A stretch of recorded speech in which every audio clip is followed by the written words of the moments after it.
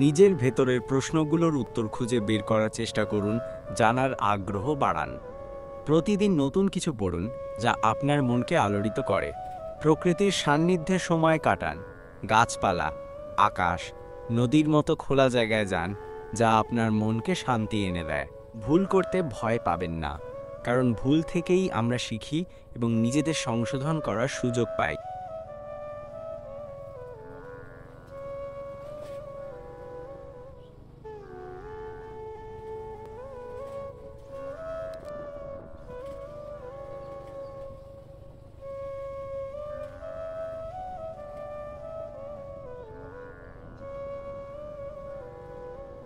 পালাই বহুদূরে, ক্লান্ত ভব ঘুরে, ফিরব ঘরে কোথায় এমন ঘর।